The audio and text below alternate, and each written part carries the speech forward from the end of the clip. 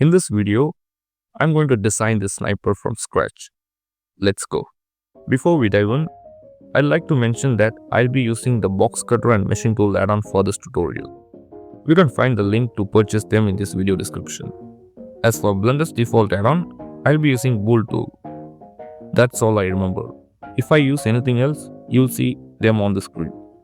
Now, get ready to model a sniper.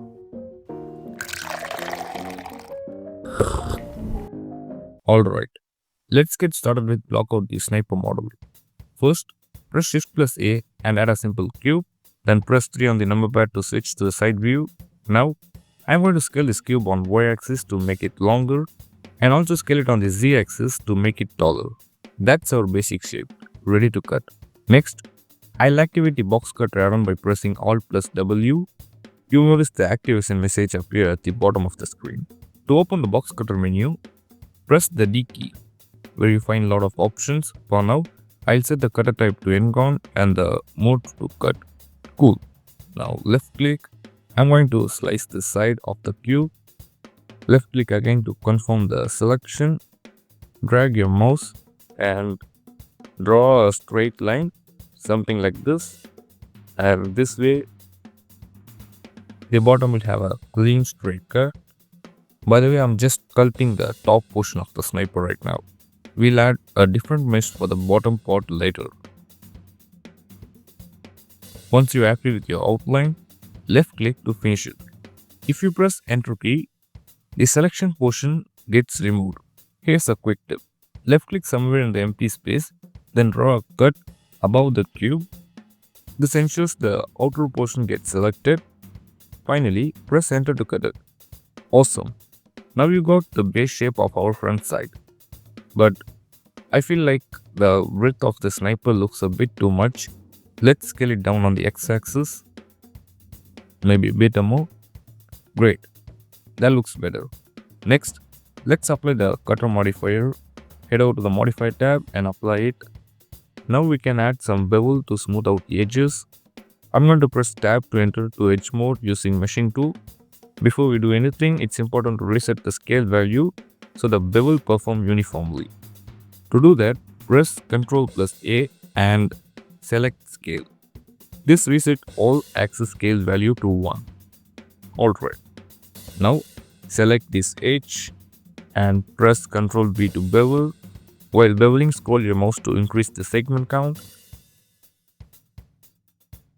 Let's also select these two edges here and bevel them as well. Same to these two. There we go. Now we've got a pretty cool shape coming together. Now I'm going to introduce a cut on the front side. This time I'll use a box cut. Left click on the side and drag your mouse to create a nice rectangle shape. Make sure it is centered. Though it's not a problem if it isn't, we can always move it later if we need it. While the cutter is on live, press B to add a round corner, which actually a bevel.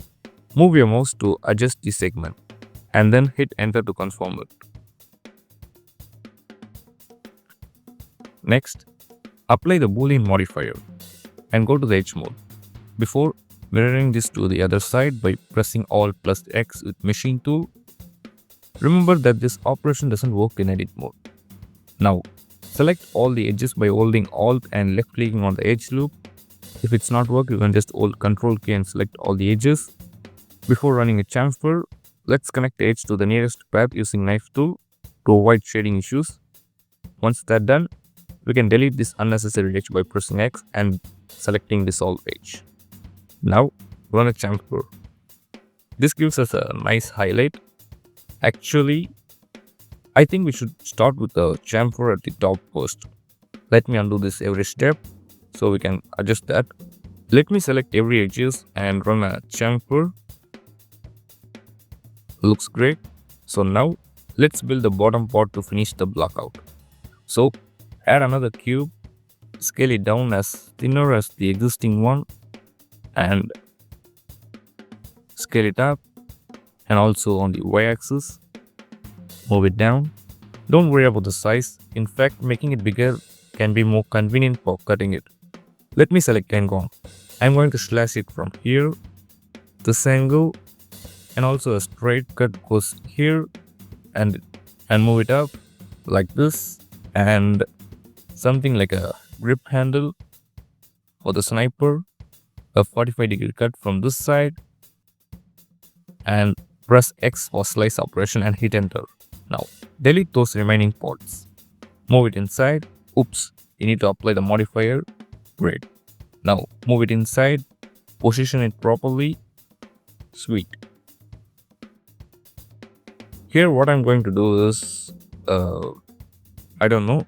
Actually, we could separate the handle from the mesh. Alright, let's make a cut on this side. Handle, just a random shape I thought of. Press X to slice it. Then press Q and select Smart Apply, which is another way to apply the modifier. Good. Now go to the Edge mode, select these two corners and run a smooth bevel. Just like the back. You know, the handle usually have the curvy surface for better grip. Makes sense, right? Oh wait, looks like we are running into an issue on this side. Let me check. Yeah, there's a vertex causing the problem. Let's kick this guy out. There we go. Now run a bevel again and everything works fine. Bevel all the sharp edges for a smoother finish.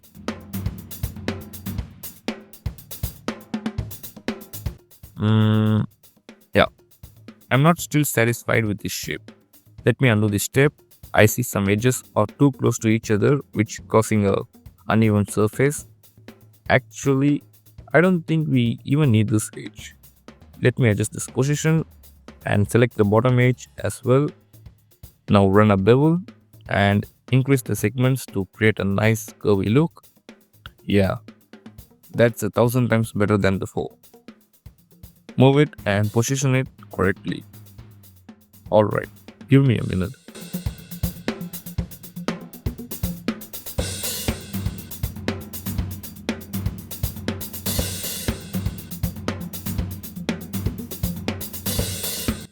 Okay, now let's refine the back.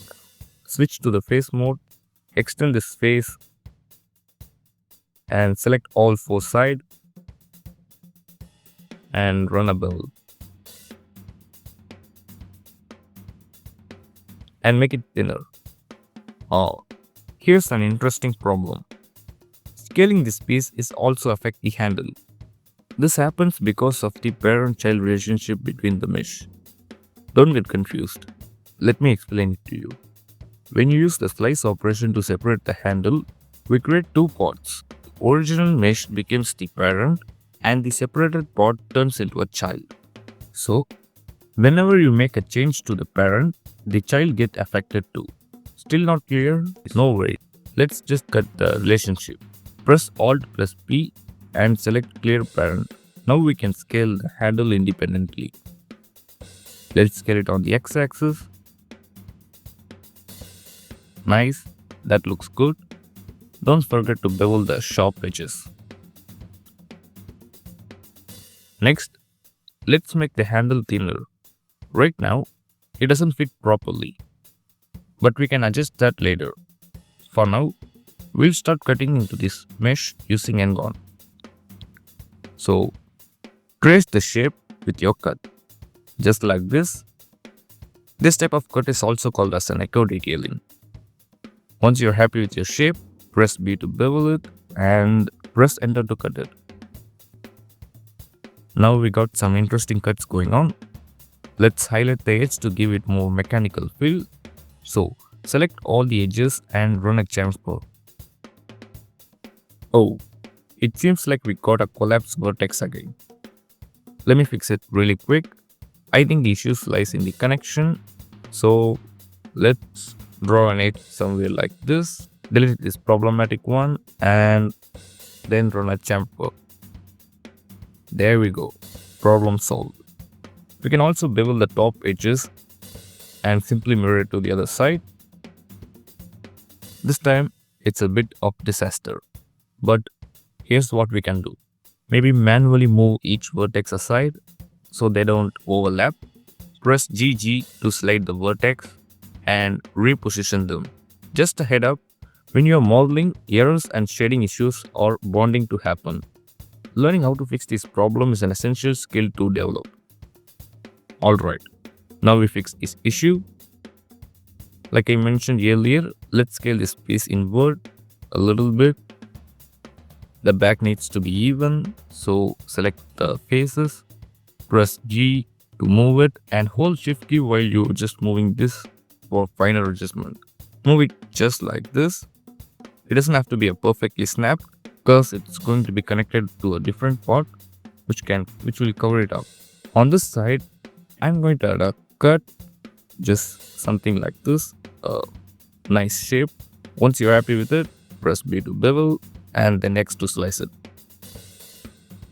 Now, this piece can either move slightly inward or outward to reveal the cut. Let me adjust and see which one looks good. Oh, right now the origin isn't center, so the scale is not properly worked.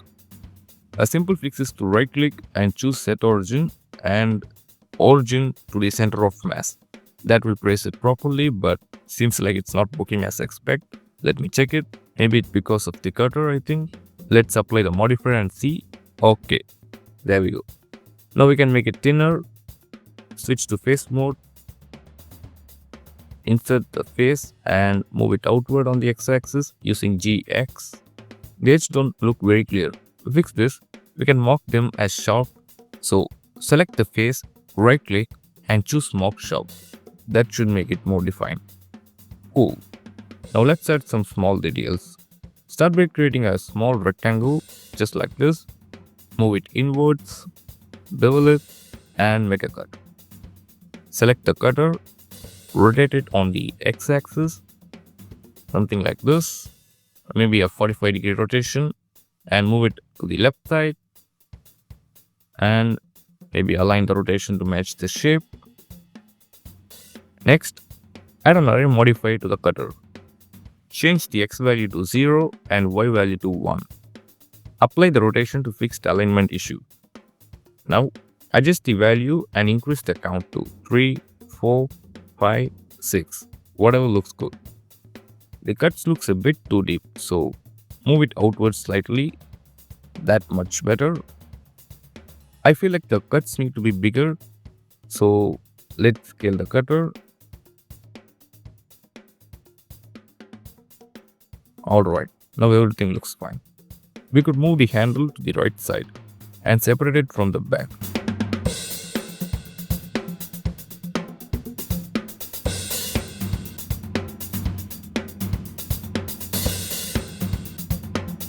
Let's start modeling the front side.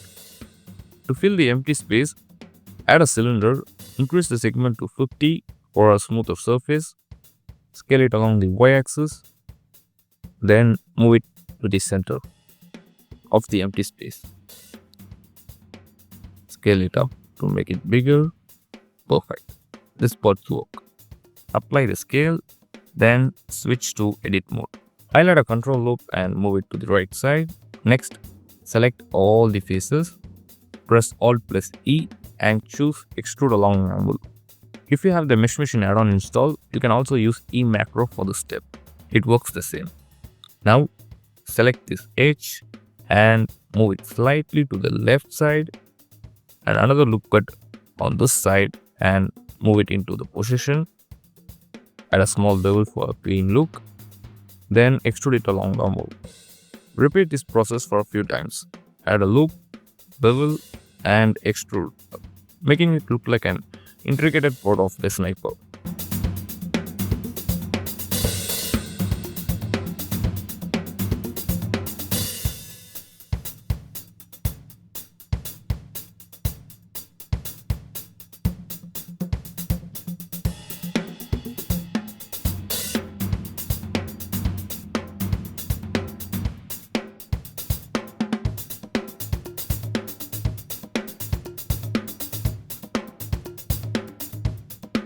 For this area, I simply chamfer the face, press I to insert it, then extrude it, scale it down slightly, insert it one more time and extrude it forward. In this area, I'm going to introduce a pattern. So Select all the faces, right click, go to machine tool and add thread. Increase the thread count to 16. It kind of create a spiral pattern that really grabs attention. For the front face of the cylinder, we'll perform the same operation we did before.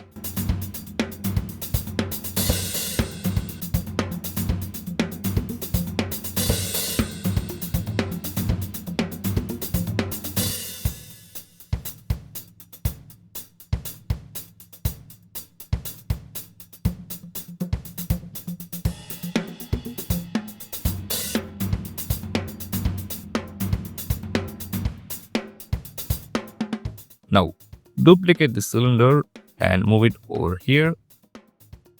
Let's cut the back side using box cutter. Press Q, then choose multiply. Switch to face mode and add a small chamfer to this edge. Select the face, insert it and extrude it.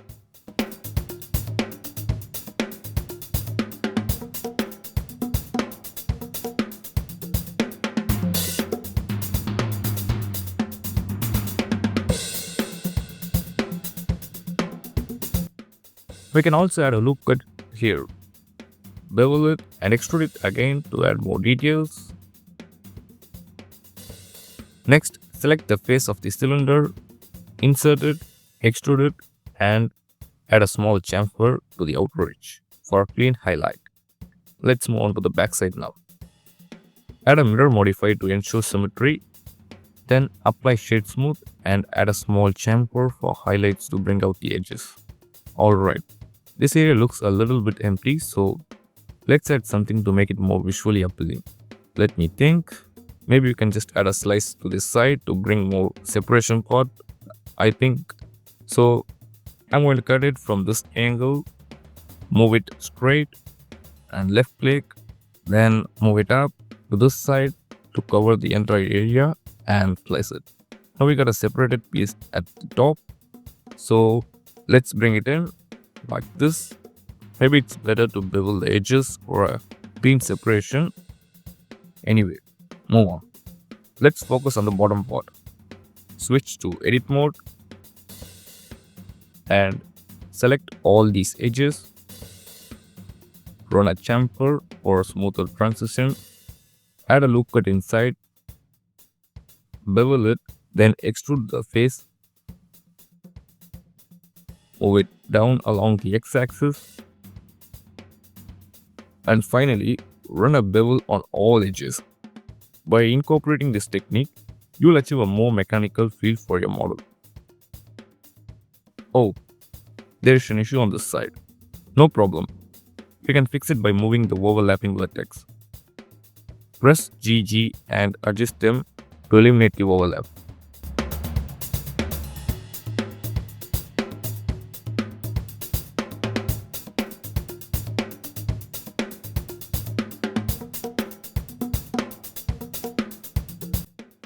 Lastly, don't forget to save your Blender file to avoid losing your progress. Now, let me share why the box cutter and machine tool add-ons are so important. While you can work without them by enabling Blender's built-in cover add-on, but it's not nearly as effective. The cover add-on can slow down your workflow, and it's quite time-consuming. That's why I recommend to invest in box cutter add-on first. Spending a few dollars on a tool that significantly enhances your workflow is definitely worth it. Plus, price of the box cutter and machine tool add-on is just under $25. I think this is the most cheapest add-on and the most important add-on, I think. So these tools are essential for hard surface modeling. If you are interested in purchasing this add-on, I list the link in the description for you. Okay, that's enough. Let's get back to the work.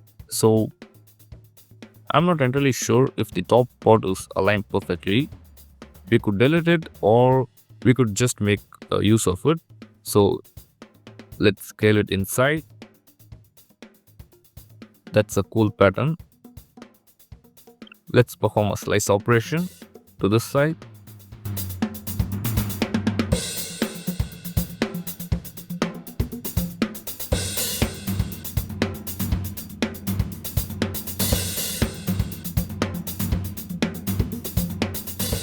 Scale it a bit in. Yeah. Now This is where our sniper turns into crazy. So, this area looks empty. So that means it makes this place furious.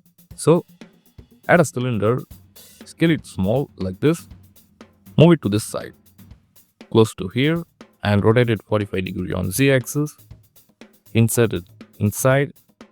Maybe we rotate it more. Let's scale it up according to the rotation by ZZ and scale it. I guess it's way too smaller. So make it bigger. Yeah, I'm okay with this. Next, add array modifier and again reset the rotation and set the distance.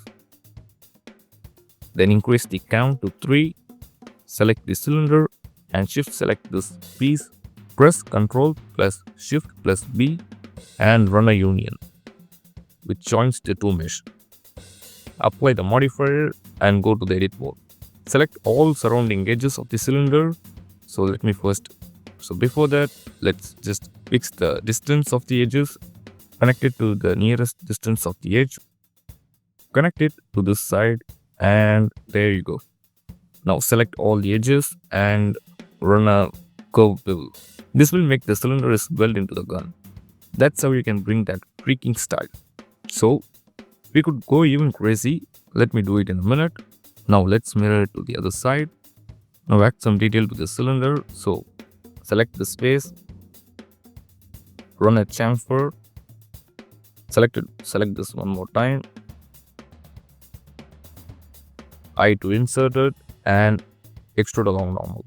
Then again one more time, I to insert it and Alt E to extrusion. Inside the cylinder, we can add a cable or to make things a lot more easier.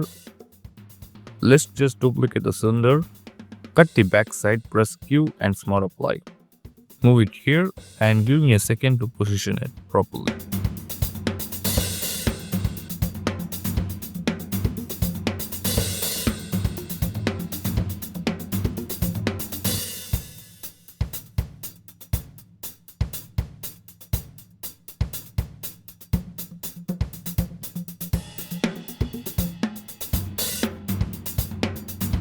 Next, switch to face mode, select the face, run a chamfer, or maybe a bevel looks better. Yeah, I think bevel was the best here. Now, let's add some detail to make this piece looks more realistic. Let's turn it into something like a energy capacitor or something dangerous high-tech component. Bevel this area, extrude it outwards and then press I to insert the face individually. Extrude those face and add a small chamfer for refinement. There we go. We can also add a loop cut, bevel it slightly and extrude inward. Scale it down to give a compact detailing look. Now it's time to fill all the hole. But before that, just simply mirror to the other side and add an array modifier. Change the x value to 0 and y value to 1. Before that, reset the value if it needed and then position it properly inside the hole. And that is how our sniper now has an epic crazy look.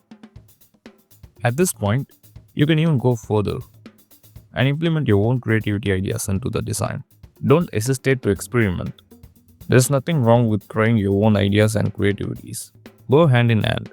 So push those boundaries. Now, we are missing one of the most essential part of the sniper, the trigger. Let's create that. In an empty space, draw a rectangle, just like this, and hit enter to generate a mesh based on the shape. Now, let's go into the edit mode and bend this cube. There are many ways to do this, but I'll keep it simple. I'll just add a loop cut at the center, move it slightly to the left side, and add some bevel modifier for a nice curvy look. Next, select the top and bottom faces, press E to extrude them back and fix the rotation by scaling it on the y-axis, S, Y and then press 0 to reset the scale. Move it back. Select this face and extrude it again. Now, for the top face, extrude it upward until it touches the model. Cool. We've attached a Sci-Fi trigger to our sniper. Let's scale it down to make it look more natural. Perfect. I want to refine the trigger to make it more interesting. Switch to edit mode, select these two edges and run a bevel. I'll place the bevel right at the corner and scale it along the x-axis. Let's return to edge mode. Select this edge and bevel it. Bevel this other edge for consistency. Now highlight some cut for detailing.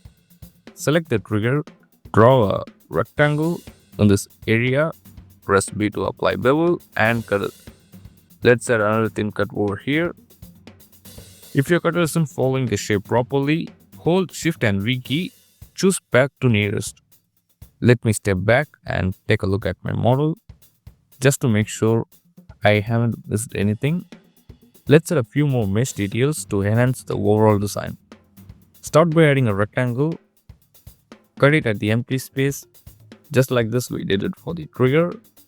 Move it down so the 70% of the mesh dipped inside the model and position it at the center. Next, I'll add another cube at the top, keep it very small and position it at the middle. Cut down the excess mesh, move the top face up and add a bevel modifier. Adjust the segment and the size to get a smooth result.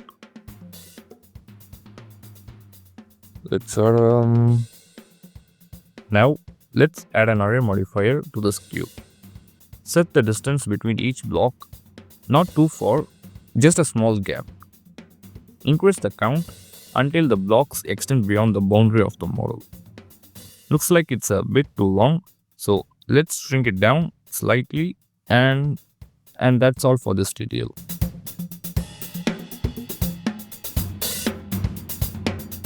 It's almost perfect, but it could use a bevel or perhaps a chamfer for refinement. The pattern on the top is looking really interesting. We can replicate it on the left side as well. First, grab the rectangle and move it left side. Alt plus D to duplicate the cube and position it accordingly. Now, let's shorten the rectangle. I cut it using box cutter and reduce the cube count to fit it neatly into the space. The flat rectangle might appear a bit artificial, so let's cut a square in the middle to break it up. Yeah, that looks much cooler. Like I mentioned earlier, we need to check the back of the model. So, draw a random shape similar to the back outline. I'll just cross over here to finish the outline. Now we got an attachment for the back. Before refining it, let's ensure it's perfectly positioned. Extend it slightly along the x-axis. Somewhere around here work. Next, mirror it for symmetry. Let's run a chamfer to see how it looks. Not bad at all. Now, to add some detailing, I'll select these two faces and insert them. Then, extrude slightly and maybe extend it more. To bring it back to the default shape, I'll scale it along the y-axis using S, Y and 0. Finally, scale it down to adjust the proportion. Adding a bevel to these edges really enhances the realism. Next, insert them. Select all the face and extrude along normal. I think we could just add a deep cut to the face, so select all the face and extrude along normal. That's looking awesome. However, I noticed a few shading issues, so let's fix them one by one. First, I'll add a weighted normal modifier to see if it resolved the problem. It seems like the two vertices are collapsed. This will require manual adjustment. Let's resolve one of the vertex, or alternatively, you could just add an edge to this side. Perfect. That works. There is another area with sharp edges causing shading issue. In edit mode, I'll identify the blue marked edges and simply clear the marked sharp. Now, let's move to the back. We can make something interesting here. Using the cutter, I'll select the square shape and cut it to the surface. Just as a small cut like this will do. If there is still an issue, we can fix it by moving the weight and normal modifier to lower position in the modify stack. There you go. Finally, I'll select the cutter and add an array modifier to duplicate the detail. Let's adjust the settings to ensure everything looks balanced. Increase the array modifier count and move the detail up to the top. To refine it further,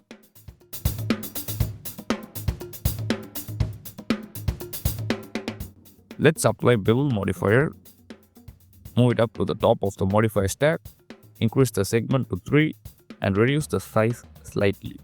Next, I'll add a bevel to all parts that don't already have one to maintain consistency. Well, in the real world, even a sharp object like knife have a slight bevel. This subtle detail makes things feel more natural and less artificial. To replicate this realism, we'll add a bevel modifier to fix sharp edges. Now, if you encounter any shading issue related to bevel, here are two simple rules to follow. The first rule is reduce the bevel size. This usually resolves the vertex collapse and minor problems. And the second rule is, if that doesn't work, add a weighted normal modifier and enable keep sharp. This step ensures better shading. Remember, you don't need to apply the weighted normal modifier, and it should always be below any other modifiers in the stack.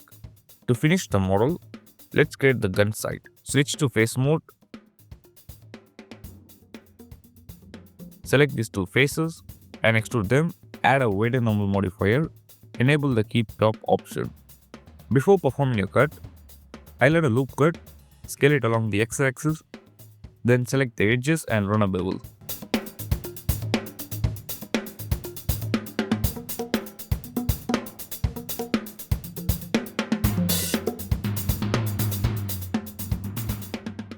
Press B to bevel the cutter and execute the cut.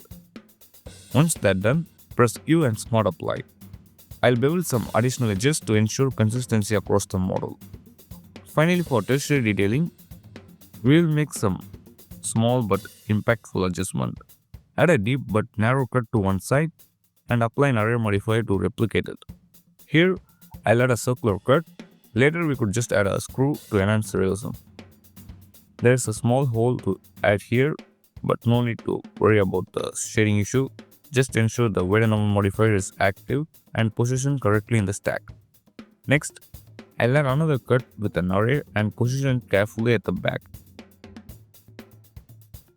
At the back, we'll perform a large cut. Press B to bevel the corner for a clean look, then hit enter. I almost forgot, we need to connect the back piece to the sniper body, so insert the face, extrude it into the main gun and adjust its position as needed.